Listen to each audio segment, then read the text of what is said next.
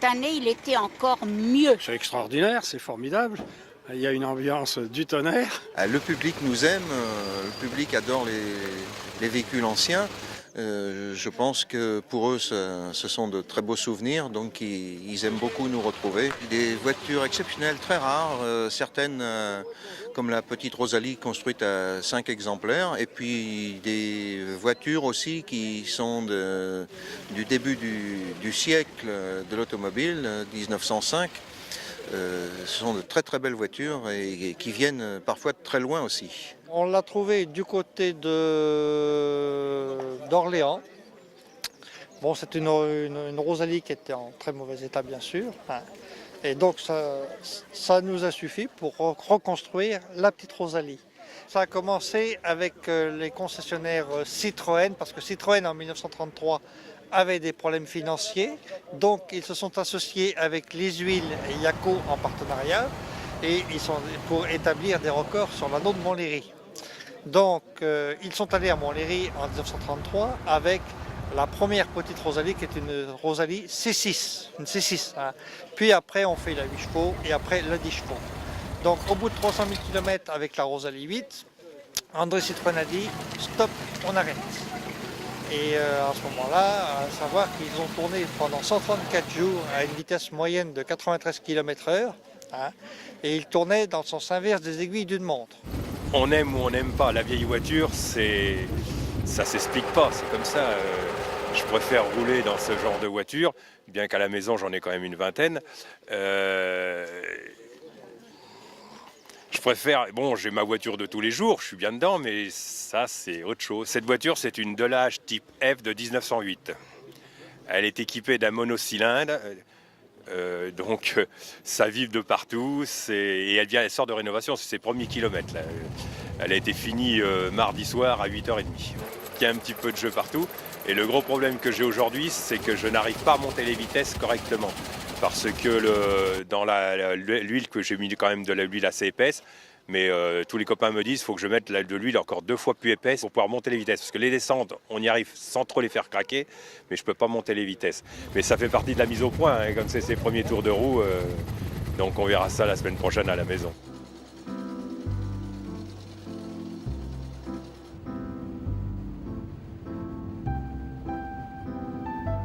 C'est une voiture en fait qui est sortie de chaîne en 1928 et qui a été transformée aux alentours de la guerre en camionnette.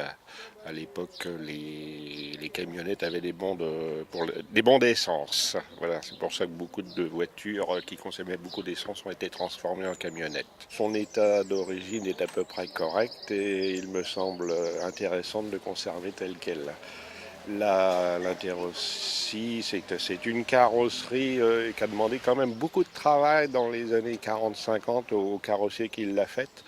Et je souhaite la laisser telle qu'elle pour, pour rendre compte de ce que étaient les véhicules de cette époque-là, dans les années 50-60 qui roulaient encore.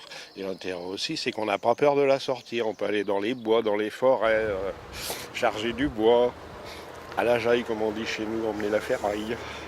Rouler en ancienne, c'est de se promener tranquillement, de regarder le paysage, d'être avec d'autres. Ce qui est intéressant, c'est qu'on s'échange plein de renseignements.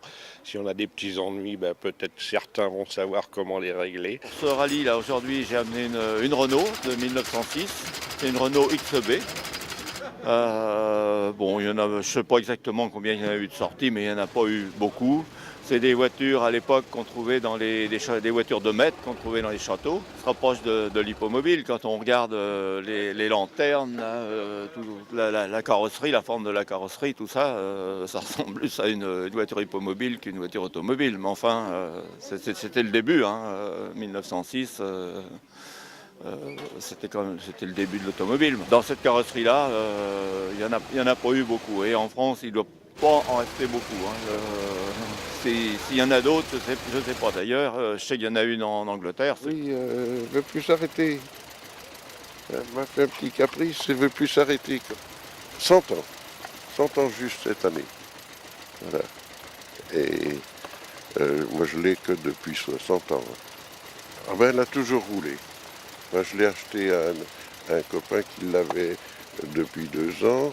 Et avant, elle appartenait à un type qui faisait des tournées à la campagne, donc qui roulait beaucoup. Il vendait du tissu.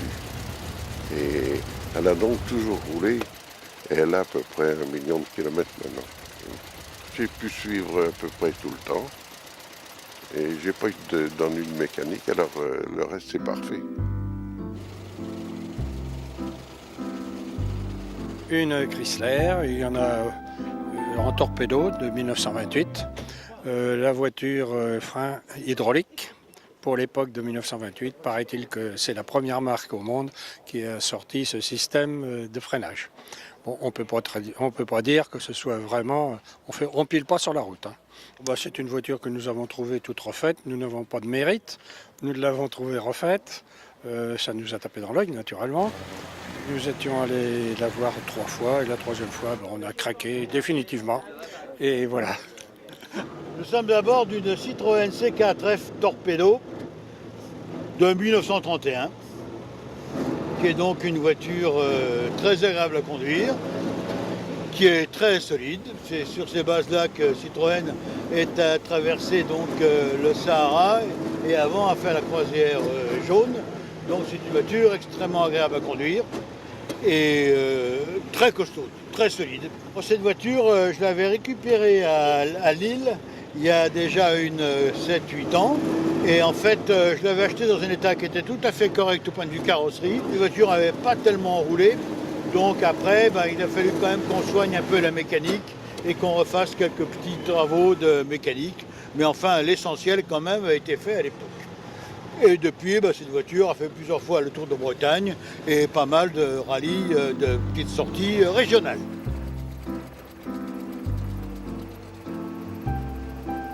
J'adore la vie et l'histoire de Lucien Rosengart, de toutes les inventions qu'il a pu mener à terme, et puis la passion de ces voitures anciennes. Cette voiture me rappelle mes 50 ans, puisque pour mes 50 ans, j'ai eu comme cadeau une Rosengart. Je ne connaissais pas la marque avant ce moment-là, et depuis, je m'intéresse à tout ce qui est en rapport avec Monsieur Rosengart, comme l'a dit Jean-Paul, tout ce qu'il a fait. Je découvre un homme et j'apprécie d'autant plus la voiture. Je roule avec celle-ci, je suis en train d'en préparer une seconde. C'est aussi une Rosengart et j'ai récupéré aussi une 3e qui est encore un autre modèle Rosengart, tout près de là où je vis. Et peut-être qu'un jour je ressortirai aussi cette voiture, cette 3e voiture. Nous, c'est la première voiture qu'on a achetée. Il y a 30 ans, la première qu'on a restaurée complètement. Donc sur 4 voitures qu'on possède, c'est celle-là qu'on préfère. En principe, il n'y a jamais de problème. Je dis bien en principe. C'est pas toujours évident de conduire. Une voiture comme ça, sur la route, elle fait un peu ce qu'elle veut. C'est pas nous qui commandons là-dedans.